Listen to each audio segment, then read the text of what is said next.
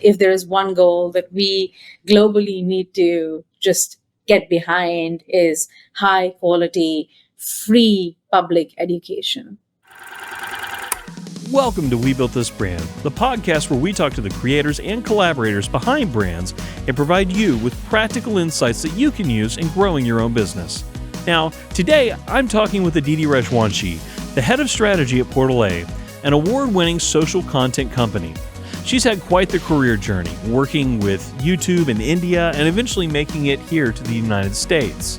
On top of working with Portal A, she runs a freelance digital video consulting business named Brewing Awesome, which has worked with brands like Sesame Street. This episode was a wide-ranging conversation, and to be quite honest, it's one of my favorites I've done all year. So, without further ado, here's my interview with Aditi Rajvanshi.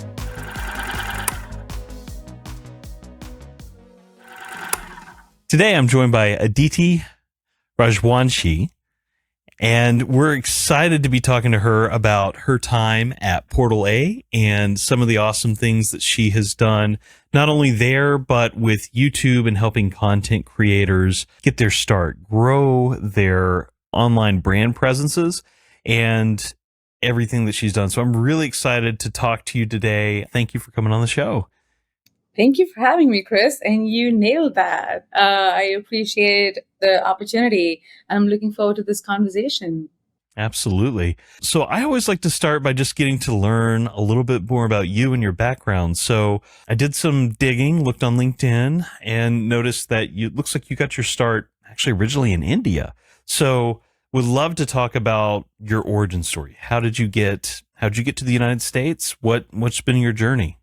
I love a good origin story. So let's go back to the lore of me. Well, I'm born and brought up in India. My lovely parents and my sibling make my core family. While I was studying in India and I did my college out of there, I started exploring what are the different directions I wanted to sort of go in. And by any stretch of the imagination, this space that I currently am in wasn't on my radar back then. So part of sort of, I guess the story is that it's a story of serendipity. It's a story of sort of serendipitous things falling in place in some ways. And the opportunities I've had, I've been grateful for the opportunities that I've had. So I started off with, like I said, born and brought up in India, studied there. My family is there. I met my partner and husband there. And it's been a journey of sort of figuring out what are the different ways in which I can exist in this pretty global world today, where I can live in New York and still feel really closely connected to my family in India, in other parts of the world. When I was in college, I was studying literature. As a literature student, you sort of start thinking about building perspective. It's part of the ask as a literature student to bring critical thinking, to bring analytical thinking, to bring a way of seeing our world through your own lens and to be able to articulate that. And that in many ways continues to be a core foundation for who I am today and who I hope to be in the future. When I wrapped up college, at that point, I was trying to figure out what comes next. And almost out of nowhere, Google happened. Google was my first job out of college. And as you can imagine, I was completely wide-eyed and wondrous about everything that Google brought as an opportunity without even necessarily thinking much about it. So when I sort of started off at Google at that point in time, unlike a lot of the other people that I was working with, it wasn't my dream job. It wasn't the dream company that I wanted to be at. It was sort of this thing that I experimentally landed in and wanted to give it a shot. And I think in some ways, because that's where I started, I came from a place of curiosity about what are the different things that are happening at Google. And through my 8 years at Google and YouTube, one of the things that remained true was this ability to do a variety of roles across a variety of teams and being really able to sort of go behind the scenes on how some of the world's biggest products are built and marketed and brought to life, how brands like YouTube are born and built. And that is another sort of like fundamental cornerstone in how I think about longevity, how I think about what it takes to build a brand in this world. My work at Google and YouTube is also the wild, wild west era of YouTube. So this is sort of the time when we were still discussing cat videos and all the memes of the world and a trip to the dentist and Charlie at the zoo. Like, this is very much OG YouTube territory, and sort of really figuring out what this platform is going to be. Because I was coming from the Google Ads world into YouTube, I think I was able to think a little bit about the business perspective, think a little bit more about what brands and advertisers would see when they see a platform like YouTube, and also be able to think about what users would get when they get into YouTube. So it was an interesting way of getting into this world of the creator economy that I have since inhabited for many, many years and now call home. My journey through Google and YouTube was powerful. It is my learning ground. It's where I think of that as my alma mater in every which way, the place where I learned. And I still continue to sort of look back at that time very fondly and very gratefully for the opportunities that I got. One of the reasons why I think I have this fundamental belief in the creator economy today is that I saw the work ethic that creators brought to the table at YouTube. From the word go, we weren't necessarily talking about building businesses, but we were absolutely talking about people with an entrepreneurial spirit, really bringing that energy to the table and really sort of thinking about, hey, how would I turn what is my passion project into something long term?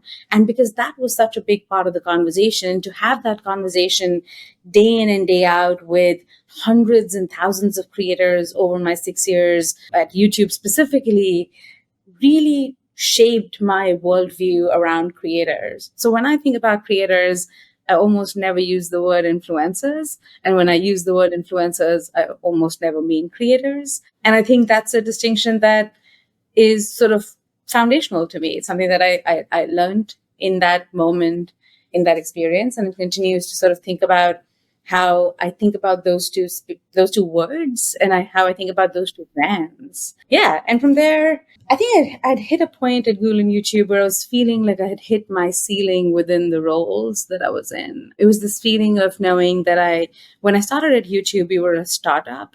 But by the time I left YouTube, we were a giant business which was running like a giant machine. And once you hit that point, you know that you have to sort of take a few calls for yourself, figure out whether this is the most gratifying sort of journey for you anymore. And I knew in my truth that it wasn't any more of that for me. And that's how I started exploring what I'd do next. And in many ways, that's the genesis for Brewing Awesome, which is my personal brand. Brewing Awesome is a digital video consulting business. I started it with that core sort of idea in mind that there are always going to be hundreds and thousands of creators, especially small to medium creators and small to medium brands, that will not get the support, the guidance, the advice, the handholding that top creators and brands do by any of the platforms that exist. And that became sort of my priority and focus area, to work with small to medium businesses, small to medium creators who are trying to figure out how to navigate this world of digital video. And that's where Brewing Awesome happened.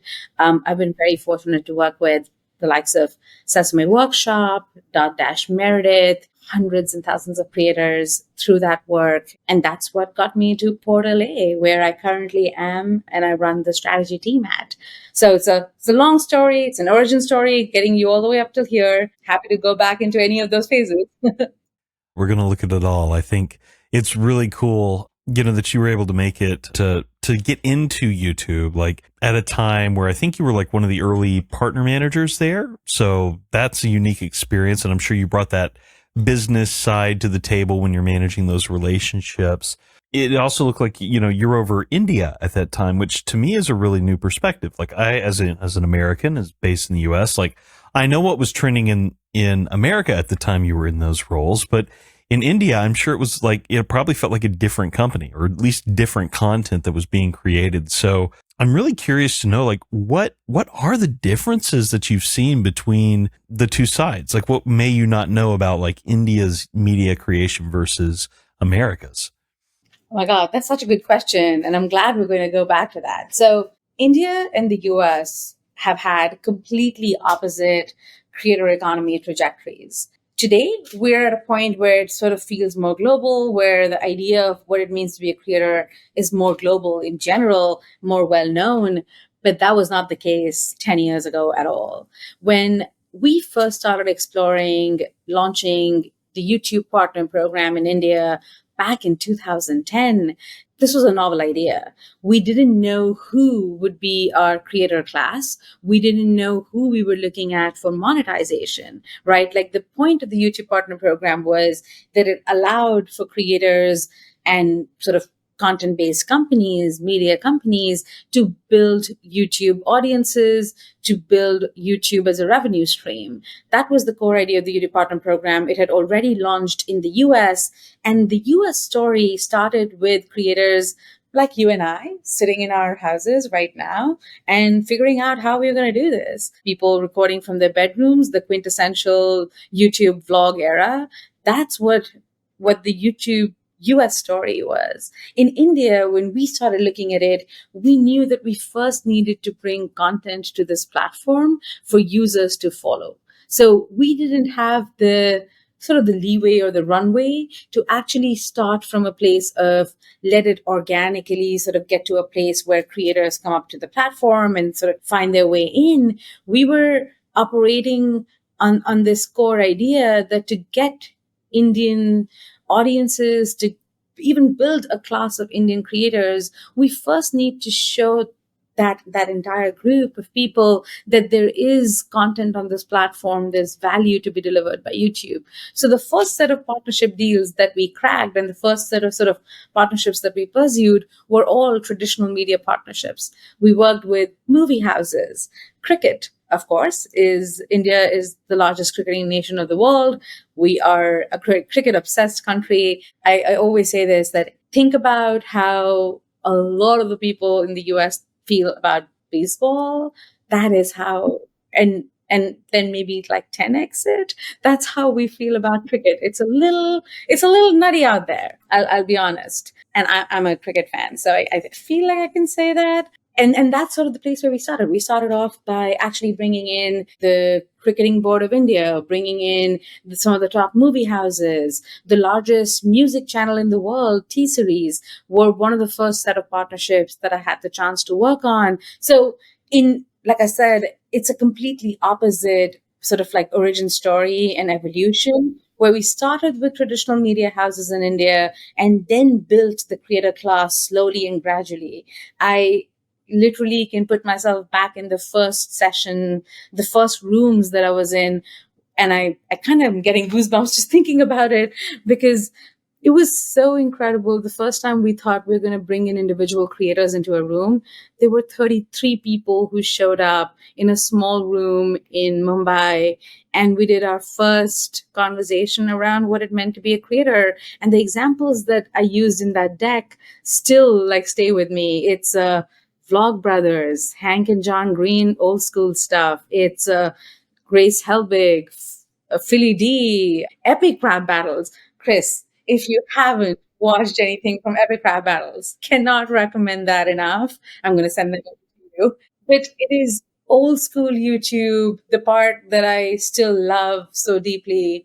And I distinctly remember that conversation because it was an afternoon spent with these 30 odd people talking about the power of the platform and talking about the power of community, really, of this being a place to circumvent the traditional you need to go somehow open doors that are hard to open route. And it was such a inspiring moment to just be in that room, to even run that conversation. And then not just that, like run many such conversations until we had rooms filled with hundreds and hundreds of creators and new potential creators excited to figure this game out. So the US story, in contrast, and it was sort of happening in parallel at that time, was this the US market started with core creators sort of happening organically, figuring out the platform, building communities. Like we all remember that era. And then from there, big media houses like the Warner Brothers of the world and the Sonys of the world were like, oh, there is something here. Disney suddenly woke up one morning and said, I actually think we should be on YouTube. So the story was so different. And I always think it's an interesting sort of way to think about where those markets were. Today, of course, if you look at the top 100 channels in India and the top 100 channels in the US, it is actually a pretty good split between what we would have traditionally called individual creators and more sort of like media houses. It's actually a pretty good split. And I think that's where the evening out of who's a media company today has happened. Like nobody can argue that Mr. Beast is not a media company today, or no one can argue that Mythical Entertainment, started by Rhett and Link, is not a media company today. They're as much media companies as the Disneys of the world, and I think there is something really powerful about where we currently are in that world. That is really fascinating because I remember the early days of YouTube and always thinking about YouTube as a place where you went for dumb videos of people getting hurt. Or I don't know, what sticks out in my head right now is a penguin like falling into water, things like that. The other penguin like patting it on the back and throwing it in, and just silly things like that is what I remember YouTube for. And then the early days of the vloggers. I don't know if oh gosh, what was that one girl who did like, it turned out to be all fake and staged, and she was Lonely Girl. That's it. Yes. And like the effect that had on people thinking, oh, it wasn't real. And then as someone into that early content, then seeing the brands come on, it felt like they were invading our space. The advertising got in here. They're invading our space. Same thing happened with Facebook and social media, in the 2010s and such. But yeah, to hear it came from a different perspective in India is really interesting. I think in my mind, it makes sense without admittedly an uneducated background, but like, I could see how like the brands would have to do more to bring it in there because that maybe that startup culture that's in America that makes people want to go out and get the latest app or the latest thing wasn't really there. The iPhone wasn't as popular there. Smartphones, I don't know when they got adopted in India, but I'm sure that had some impact because YouTube's been on the iPhone since pretty much its inception. So it's a much different dynamic, and I could see how that would take people warming up to it in a different way. The way you see a lot of brand takeovers, or not takeovers, but a lot of brands get into things like, say podcasting or other things. We're like, well, we're going to invest in podcasting now, which we'll get into a little bit later, but because that brings us full circle back to YouTube. But, but that's really cool. So you made it to the US, you started Brewing Awesome. That must have been quite the adventure doing that on your own versus having a company backing you up to do it. How did you get started, and what would you say was your, what I call the moment of validation with that business of like, okay, this is real. People are like, I'm impacting people, they're growing, and I've got a business I can, continue to grow with. I feel I was listening to an earlier episode of your podcast with Mal Alder. Yeah. And Mal said something that just stayed with me that afternoon when I heard it, that entrepreneurship is one of the most rewarding, but also one of the most isolating things to pursue. And you know how it is when you're sort of like listening to a podcast, sometimes you tune out what you're listening to a little bit because you're trying to do something else at the same time. The co-listening experience. And then and I realized that it was that comment that brought me back into the conversation suddenly, and I was paying attention in a different way. And it really resonated. It was a moment where I was like, I relate to that a lot, because starting off Brewing Awesome was an isolating experience for me. And I distinctly remember the first 2 years of simply just doing the work without necessarily seeing the results, or necessarily seeing the results that I'd hoped for. And mind you, the results that I'd hoped for were not anything completely out of the world of possibility. I would say that they were likely outcomes, but there is a combination of timing of what opportunities come your way and how you pursue them. And I'm really grateful that I continued. I'm really grateful that through that 2-year period, every time I had the opportunity to take on a more, like a safer road. I didn't necessarily choose that. There were moments in that initial window where I wasn't sure if I was going to even figure out what I'm worth and what I should be paid for my time. There were real conversations that my husband and I had during that window of, you're going to have to hold the fort down while I figure out how this startup goes and where we go with it. And I'm forever thankful for the choice I made in my partner, not just for that reason, but for a lot. And I think the moment of validation was not necessarily a single moment, but it was definitely a period of over 6 months where consistently work sort of started coming my way. That was the kind of work that I wanted to pursue. It was also around the same time that I got my first client come back to me and say, I want to extend the retainer, or I want to actually get you on a retainer to begin with outside of a short term project. Something that I knew very early on with Brewing Awesome was that I wasn't going to do the whole hourly gig or turn this into only doing short term consulting work.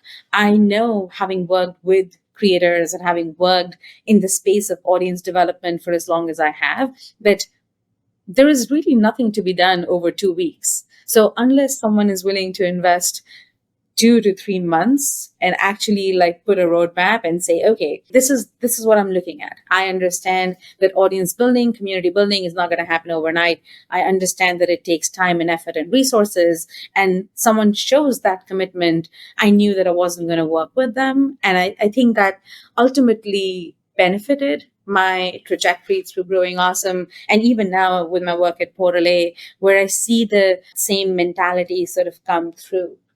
I have never been one of flash in the pan advertising or flash in the pan moments of doing something massive today and then not having any follow through. That's never been my approach. And I think it has served me well. And sort of in many ways that became the moment of validation, like you said, was slow, was not necessarily a single moment, but it was definitely something that happened over this 6 month period where I knew that there was finally like proof in the pudding. Like, I was doing something, I was building something that had legs. And starting sort of 2019, going all the way through to 2022, those were incredibly fulfilling, Brewing Awesome years for me. I worked with Sesame for almost the entirety of that window. And by the way, that's really cool. I have 2 young kids, so I just love, and growing up with Sesame Street, they're such a good group of people. I mean, I've seen how underfunded they are for the amount of work that they do globally and the amount of good work that they're doing. I got a chance to work with their teams across EMEA, across Asia Pacific, and actually got to see a lot about their Middle East operations, for example, the work that they've been doing through the refugee crisis, the work that they've been doing across the globe, actually, on the refugee crisis. It's incredible work done by some really, really kind and generous human beings. And I always, throughout my window, and I still believe in their mission so much, we need to fund public education to be as high caliber as possible. Like, if there is one goal that we globally need to just get behind, is high quality, free public education. Yeah, I agree with that on so many levels. So many levels. My wife's a public educator. I mean, so she's already there, and I can definitely say, like seeing what Sesame has taught my kids and how they have learned from the content that's been created, even the books and the things that we read as kids. Like my son we have a Sesame Street book from the 90s that has like all these Tweedlebugs on it at the end of the book, and they go to 100. For a while, my son was obsessed with, because he could read numbers, reading all the way to 100. He'd be like, Daddy, let me read this one. And I'd just sit there as he would read to 100. But that's like a small example of what they do and how they impact people. And yeah, that's really cool that you get those opportunities. It's always really rewarding when you're an entrepreneur to do things like that. That feels like, to me, a lot of validation when you have that moment of like, oh my gosh, what I'm doing is having an impact on people. Like that, to me, is when I feel the most validated. So that's really cool that you've had those opportunities. Where did the name, by the way, where did the name Brewing Awesome come from?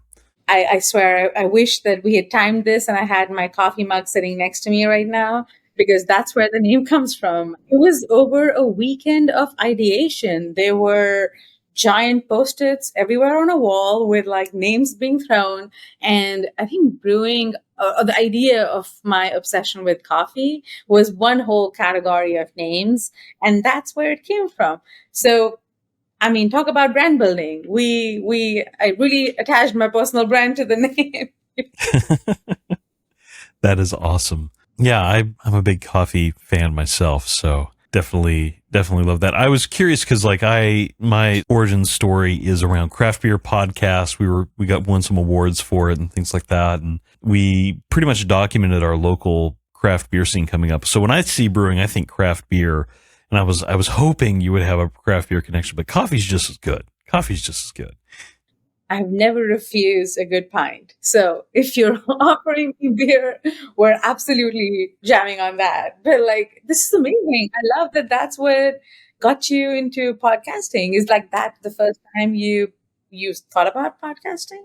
Oh no, I thought about podcasting way back in 2006, 2005, right when it was first starting. A friend of mine was getting into podcasting and she said, "Hey, there's this guy I follow on this podcast called Letter to America, and it's this podcast of an expatriate living in Ireland."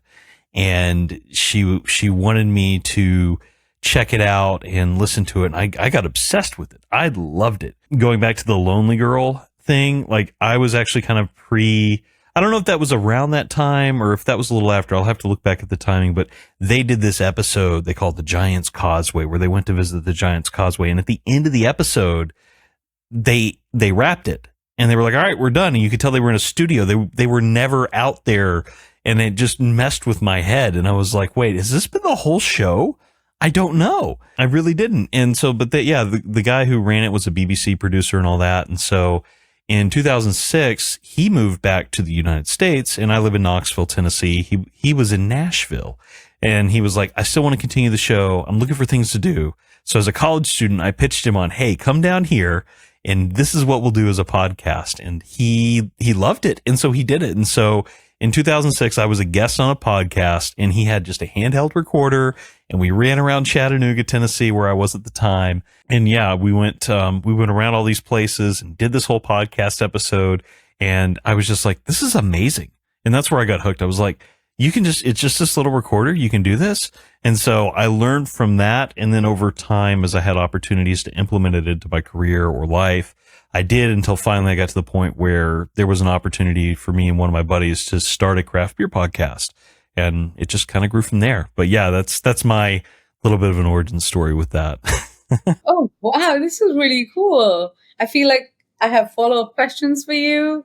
But I don't know if I should go there. I mean, we definitely can, and we can cut it out later if we No, I mean, I'd love to keep it if you don't mind. Oh no, fine. Yeah, feel free. Oh, okay. So 2005, 2006 sounds like that's the first era of podcasting before we had sort of like that lull happen and then the massive explosion that I think we're continuing to see, right?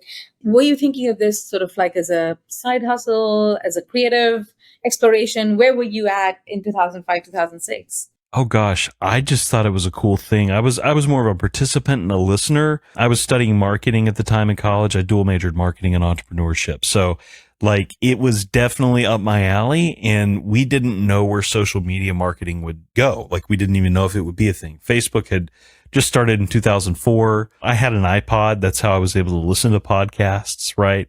And so like all those things kind of added up until I think I was actually using like iPodder or something like that back in the day to actually get them onto my iPod before that was a thing. And then Apple integrated it, and it was like, oh wow, I could just subscribe here. This is awesome.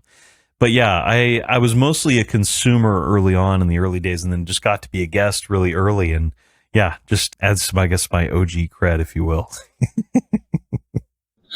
Oh, I love that. Do you still run the craft beer podcast? Both of us have had children, so it's a little hard to get out these days and do the show the way we want to. We did record a couple episodes last year that never went out just because of timing and bunch of internal logistics with my business. That's the problem when you turn your passion into a business, is it becomes work and you got to pay the bills. So had to go with that. But yeah, we still have it up. People can still go listen to our Humble Beer podcast wherever great podcasts are distributed. But yeah, that's the early days. Yeah, that's before I knew everything I was doing.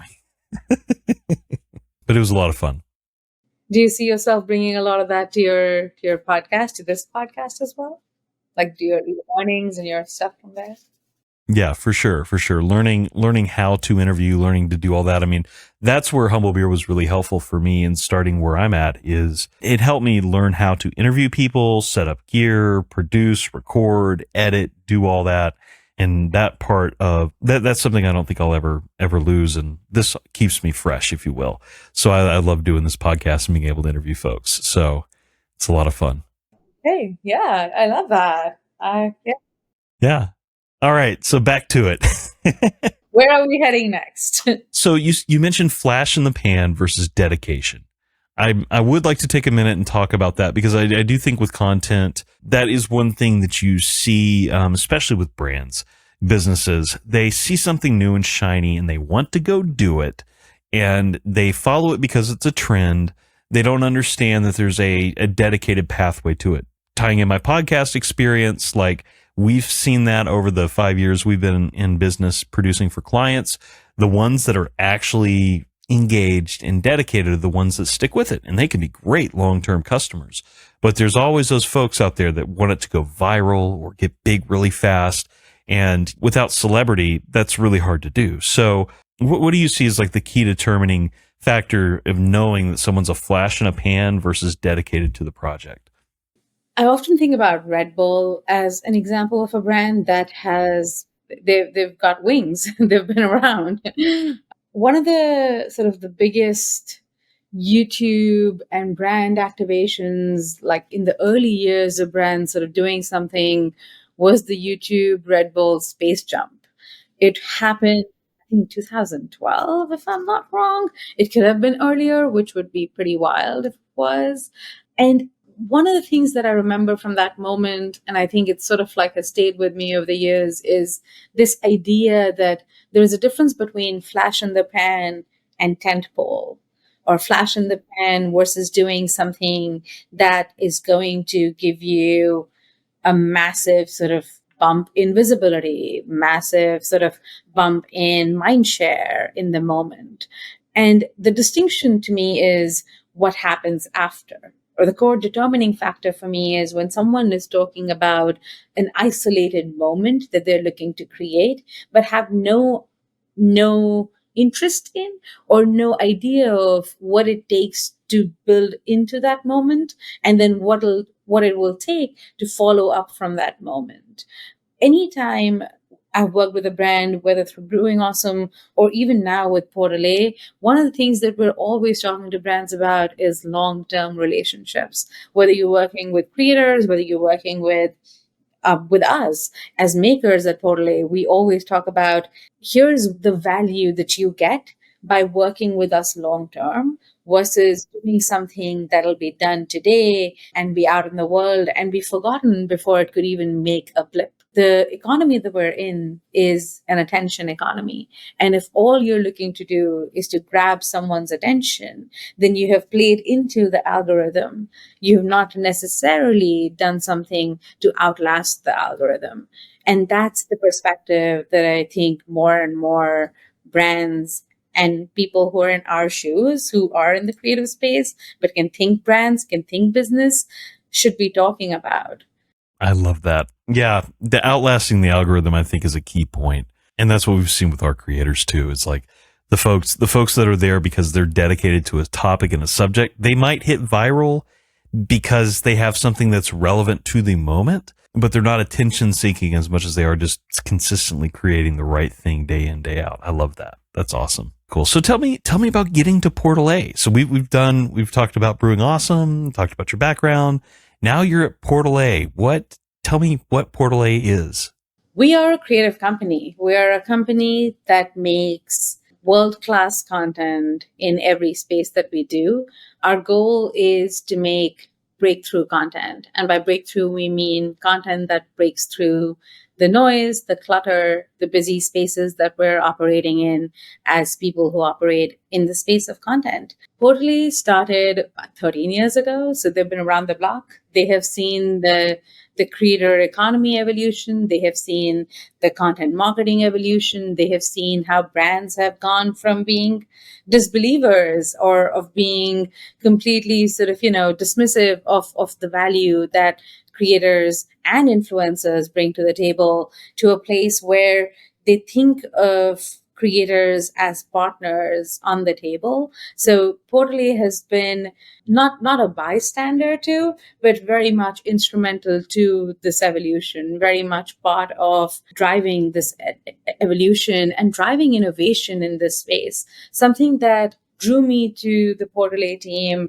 early on was knowing that this is a team that takes a ton of pride in the work that we do. My journey into Portal A started with Brewing Awesome.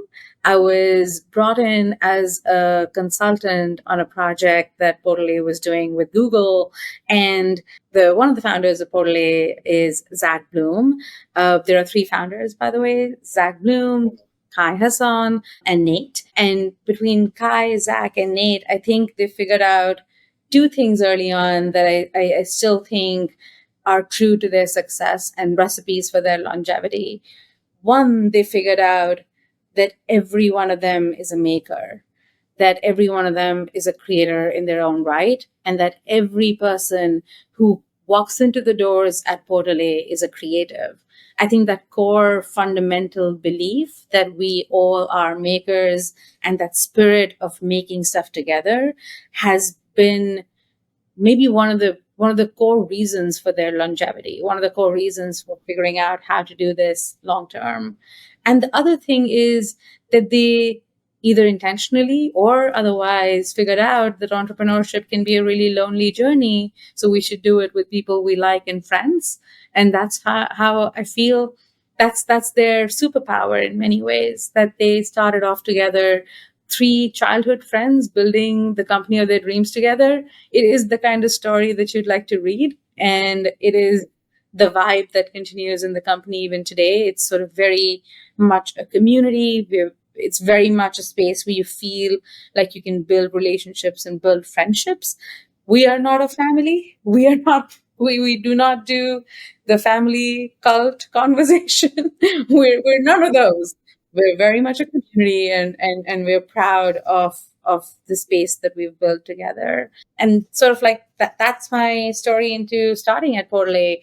When I met Zach and he brought me into this role, he said, it's a 4 to 6 week consulting project. Here's the detail, blah, blah, blah. And I think the second week he pinged me and said, I was at a conference in Austin, and he pings and says, do you have 5 minutes for a quick call? And I was like, sure. I thought that when you're in a freelance consulting business space, you always assume a quick call is not good news necessarily. So my brain thought, oh, okay, maybe I could take on another project soon. And instead he said, we haven't really run a full-fledged strategy department in a long, long time. We haven't really had one before. Would you be willing to come and start and run our strategy function? And at that point, my immediate sort of thinking was, okay, hold on a sec. Are we moving too fast? Like, it was like a bit of is it too soon to sort of call that? But over the next couple of weeks, we spoke a lot. And I knew, having started working with this team, that I really, really enjoyed working with them and really enjoyed just being on a team again. It had been many years since I had been working sort of independently, and I often brought in other freelancers and contract workers with me that we'd sort of like make like a small interim team around. But it's completely different when you work in a space surrounded by people who have a shared philosophy, who believe in a shared mission. And I'd really been missing that is the part that I realized pretty early on in that stint. And then it was just a function of figuring out what the right starting moment could look like, what the roles and responsibilities could look like. But it felt like a really natural fit for my skill set and for what the needs of the company were. Yeah. Any business that is in the business of creating content, eventually you get to this point where it's like, we're not going to grow if we don't have something strategic behind what we're doing, because clients aren't going to understand the value for what we do. And they're not going to think about it in terms of strategic objectives or things we're going to reach. So I think that that's really cool that they realized they needed that and brought you on. I mean, you, from this very brief conversation, I'm sure you're a great asset for them. So that's really cool. So Portal A, you're there, you're doing strategy. What's your approach to doing strategy for your clients? I mean, obviously you probably can't give away the secret sauce, but how do you approach consultation? What are the things you think about? I want to clarify one piece that I think strategy and creative have always been sort of core to how Portal A has approached their work, even before I was at the company. And I think that is one of the reasons that they knew that they needed a full-fledged strategy function, that they needed to sort of like really develop and build into that skill set even more, into that strength even more.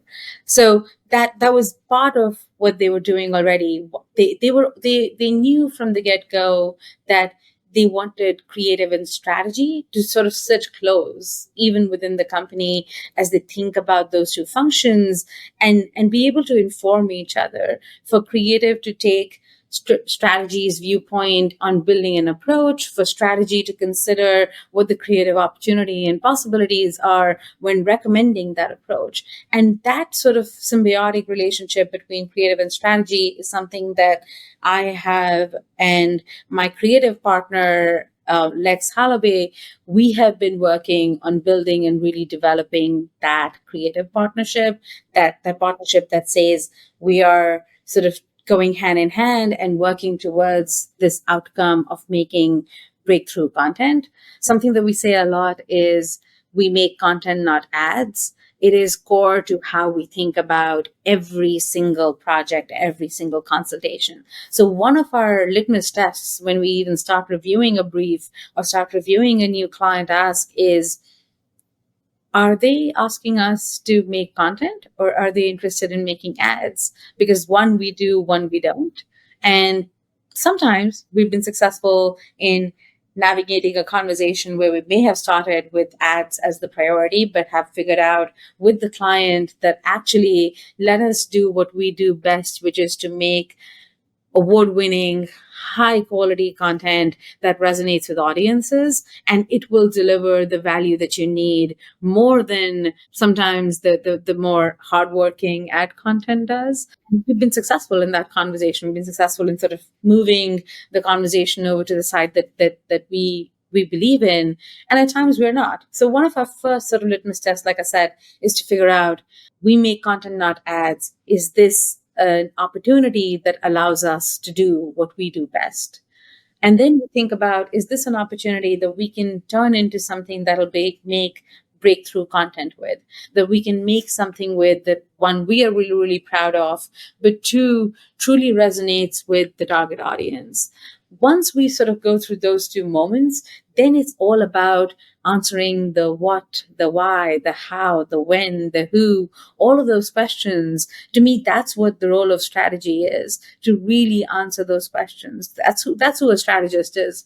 I don't think a strategist is the person who just does the data analysis or just does the, can I understand numbers well? Yes, you should understand numbers well if you're in this role.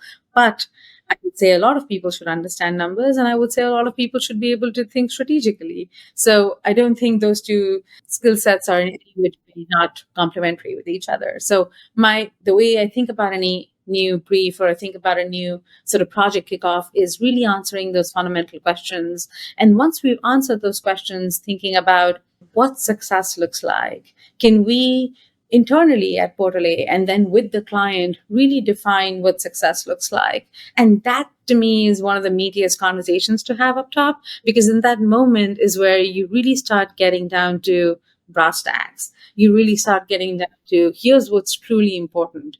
we may have said X, Y, and Z in the brief, but when it actually comes down to it, here's what really matters to us as a brand today. And that's the moment where so often we have a chance to change minds, to sort of help a brand think about, I understand that here are your goals for this month and this quarter, but here is what we could do that could help you set up something for the next 6 months, 12 months, several years. And one of the reasons why we consistently work with brands on long form content is this. YouTube is a space where we operate out of a place of core expertise and a lot of love for making long form storytelling driven content. And so every time we have the opportunity to work with a brand and say, hey, we can tell your brand story in a way that is entertainment, that is fun and games, but is also impactful and meaningful and can really take your brand story forward. I mean, what is branding but storytelling? That's what you're doing. Like, what else is branding but to tell your story in a way that you want to tell it? And to us, that's the opportunity with long form. And that's one of the reasons why some of our longest running clients that we've been working with for years, Google and YouTube are some of our longest running clients. Target is, Lenovo is. For all of them, we have consistently made long form storytelling driven serialized content that we are very proud of and continues to have real fandoms around, like continues to build real IP around for these brands that we work with. It's good that you have that dedication. You have those people that are those brands that are dedicated to creating that long form content. So I guess I'm really curious to know this, like it's probably real nitty gritty, but like you said, you don't do ads. So when you're producing this content, does any of what you do turn into something that would be part of a paid ad series or campaign? Or is it primarily that's just part of the secret sauce, I would imagine, to push things out, but your main focus is on just creating that content? Yeah, I mean, that's a great question. And when we say we make content, not ads, we're not thinking necessarily about distribution channels alone, right? So the way to sort of think about this, and maybe that'll help as a distinction, is that the core content that we're making is not just going to be doing one thing, which is to tell you, go check out this product at this price point and sort of deliver just that. And here's like a 20% discount code. We're not in the business of that messaging. We are talking about making content that inherently has value for the viewer, that intrinsically either delivers entertainment or education or inspiration, some value to the viewer by itself that is not tied to a particular product or a particular brand offering. That's our core when we think about content, that there is intrinsic value for the viewer. Whether you go ahead and take action after watching that video is a secondary piece of the puzzle. So that's the first sort of like way to think about content, not ads. And the other thing is, we have separated distribution strategies, promotion strategies from how we think about content in some ways. We first sort of figure out, okay, there are many ways to get to the goals that we're looking at. That doesn't necessarily mean that we need to compromise on the core content that we're making. We believe that we can make really, really smart content that can then get distributed through organic and paid channels, that can then live inside of a newsletter or an owned and operated website, that can live across all of those spaces. But that content itself will offer value to the viewer. And I think that distinction sort of is a really freeing distinction for us, because it allows us to explore creative for creative's sake before we have to sort of think about any of the other parameters. And that also makes our distribution strategies really well rounded, because what we can do is, once we figure out, here's the objective, here's the story that we're looking to tell, here's the kind of creators that we're going to work with, here's how we think we're going to actually produce this piece of content. Now that we have all of this information in place, what are the best ways to get this in front of the people that need to see it? Whether that is through social promotion, whether that is through collab sort of reel with a creator's Instagram, or whether that is through boosting it on IG, both of those opportunities are on the table. And I don't think that it is about one versus the other. In fact, in most of our distribution strategies, we try and do a complementary system where we sort of think about, here's the value that organic viewership will bring, and here's the value that paid viewership will bring.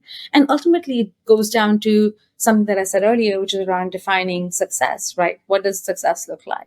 If success is scale to a brand, then we need to think about how will we deliver scale through organic channels alone, and then how will we deliver scale through organic plus paid channels. But if a brand's outcome or the brand's goals are, or what success looks like to them is around engagement, around really high retention metrics, then we know that organic is the way to go, and we are not going to be proposing paid in that distribution strategy. So it really is a function of starting off from defining that what success looks like, and then really taking that into all the different sort of avenues, from production to distribution to creative to talent selection, so that when we are thinking about all of those decisions that we're making, it's tying back to that goal. So let's talk a little more meta now. What is top of mind for the content creation industry right now? What are you thinking about as you look towards the end of the year, into 2025? What are those things? I mean, I'm coming fresh off of VidCon, which is the annual digital video creator conference that happens in Anaheim every year. It's been happening for 13 years, and I think I may have been to about 10 of those. So been to, I'm a frequent VidCon attendee. One of the things that I always look forward to with VidCon, it happens every year in June. One of the things that I often look forward to is sort of this eyes on the future conversation, and really thinking about what the next year, what the next sort of set of trends are.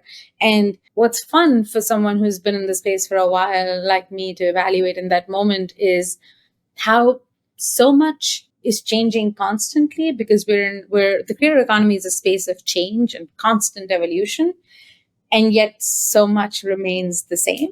We are still talking Lonely Girl like we're 15 years in, and we literally just connected on that. And I think it's an interesting reminder of how much is changing and how rapidly the space is evolving, but also how there are core fundamental truths that continue to be relevant and will continue to be relevant. One of the conversations, as you can imagine, this year was around the perils and possibilities with AI.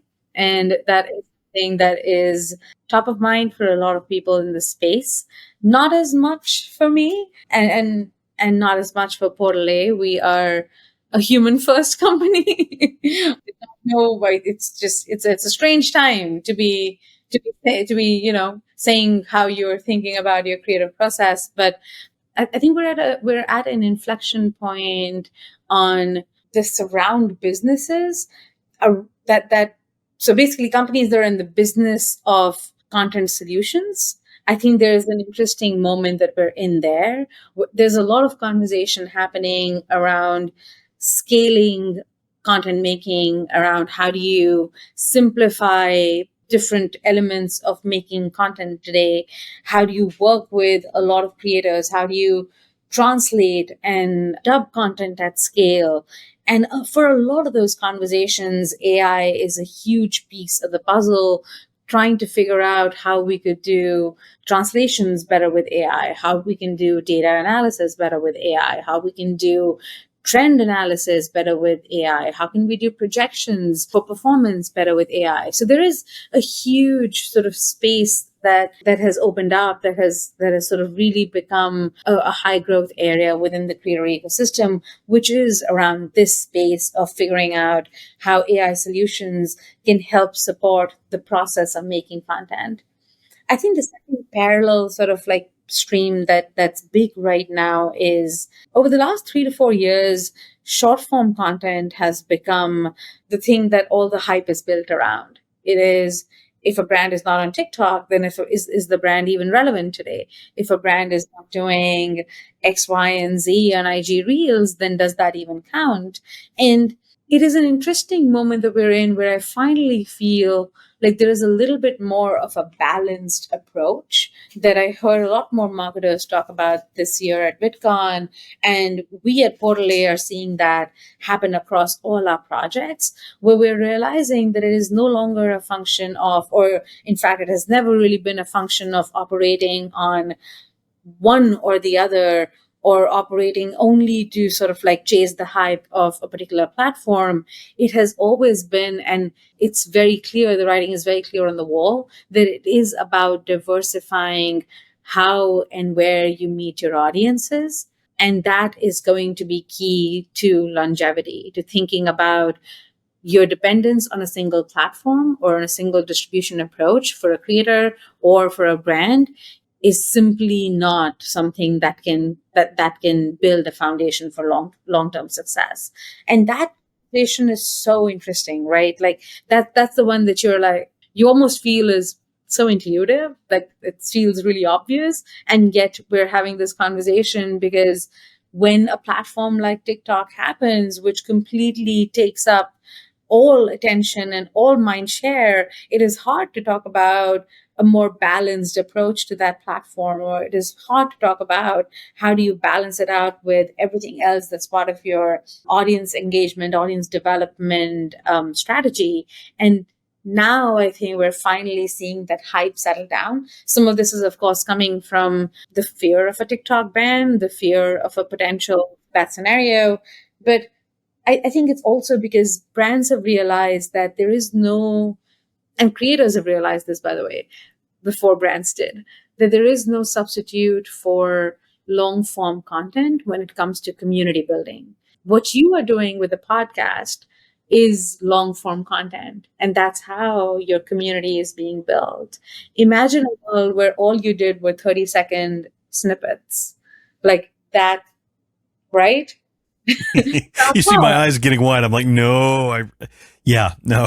Exactly. And I hear you. And I think creators who've done both, who've done sort of the short form game only so far, are beginning to figure out how to do long form. And creators who've done long form over years and years have dabbled in short form and have figured out what the value is. And where we are right now is a really good spot because we know, whether you're thinking as a creator or as a brand, there's room for both in your audience building strategies and your community building strategies. And they both play distinct roles that are not necessarily replaceable by the other. And I think that is a really important conversation that we're having.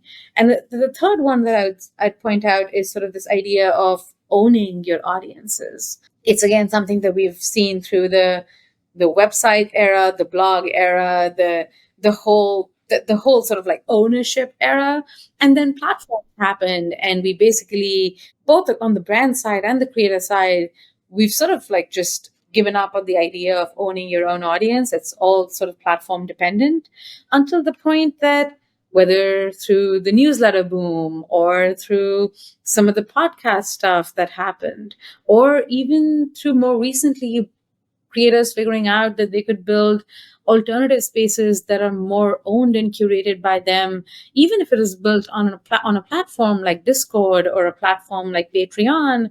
There is this impetus to figure out how we can build closer, deeper, long-term relationships within our community that'll actually be with your core audience, your super fans, your primaries. This is the audience that's willing to pay for the content that they're getting. This is the audience that's willing to sort of engage with you in a way that's far deeper.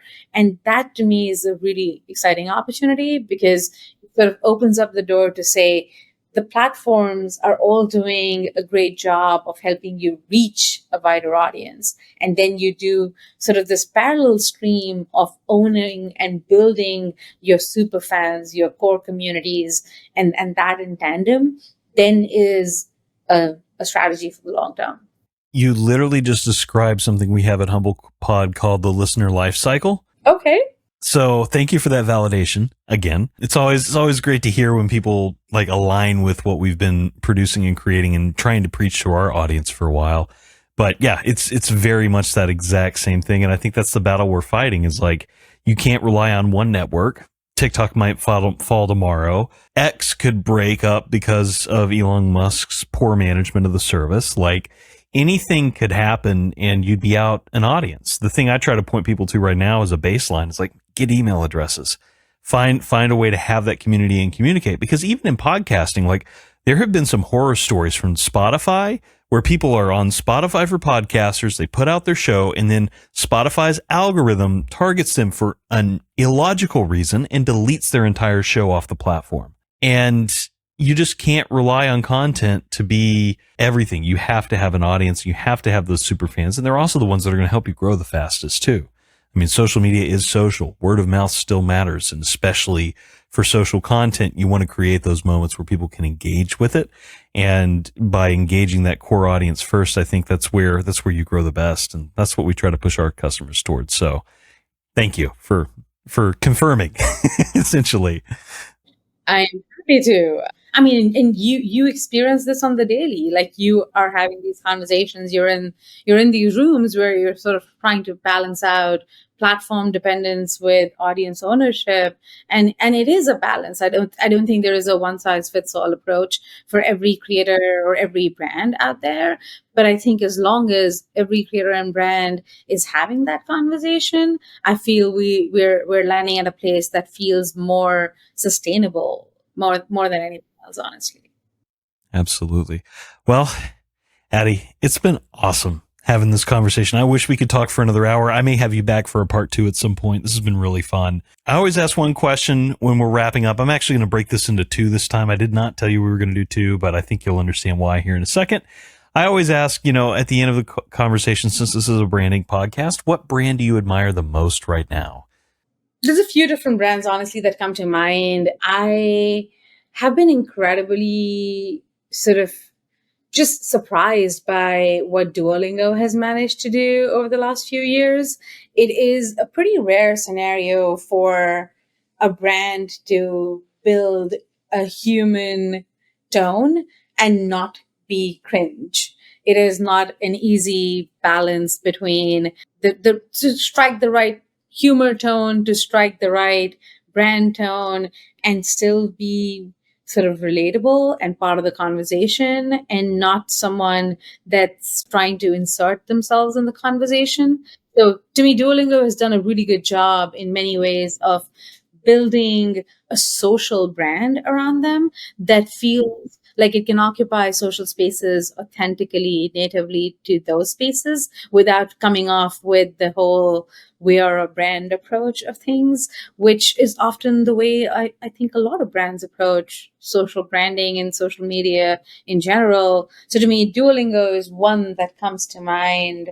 I'm also a huge fan of When We All Vote, Michelle Obama's voting registration drive organization. I think they do so much good sort of ground level work. Like, they're really doing actual work of bringing communities together, of bringing people to register, to vote, to canvass, to do the door to door.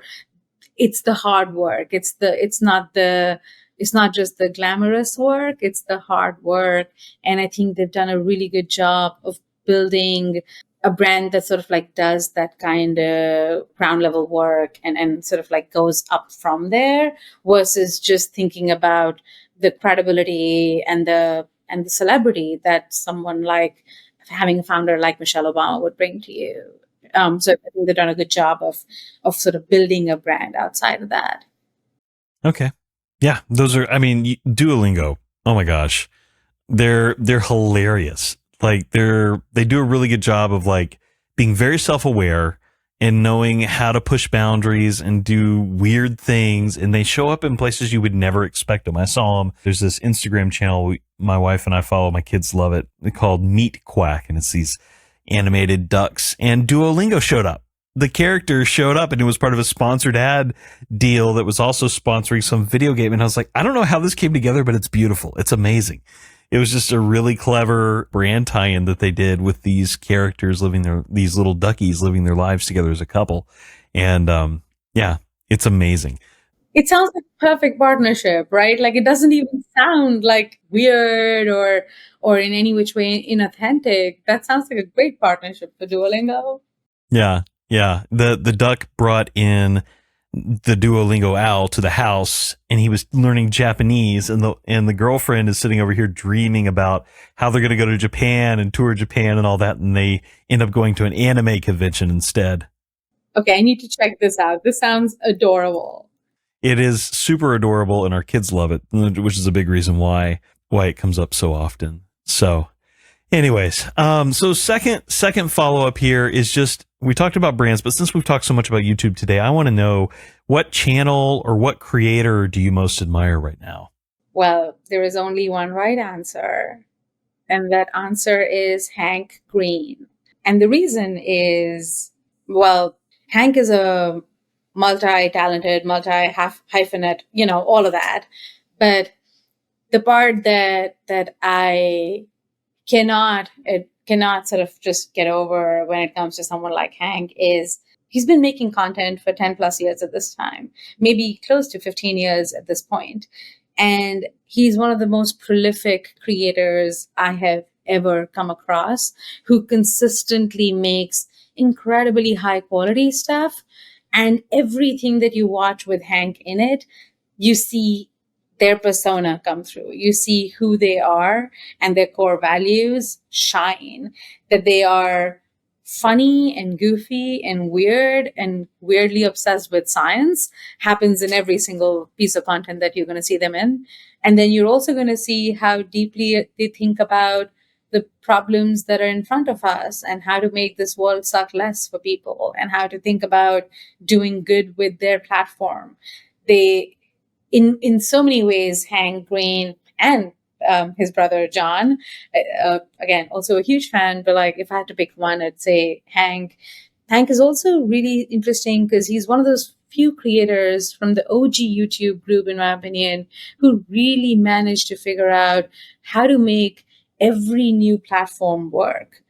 Their ability to experiment on TikTok, their ability to figure out how to build an audience on Twitter. I refuse to call it X. It's one of those weird hills to die on, but like here we are. I'm with you most of the time. I actually don't know why I said X earlier. I was like, why did you say that? You always call it Twitter. But anyways, Chris, it's the branding brain. It's coming through. It's a terrible brand. You want to talk about a case study in the worst branding decision of all time. Anyways, sorry.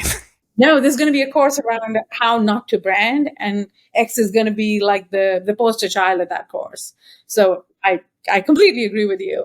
But yeah, I mean, the power with, I think the reason I'm completely in awe of what Hank's managed to do is they managed to build a community on every platform they go. And it's very, very hard to build a community on TikTok. It's very hard to build a community on X that is not, or Twitter, that is not fully toxic. And they've managed to do an exceptional job. And I think it's because of who they are and the audience that they attract, and then how they nurture that community to actually be warriors for good.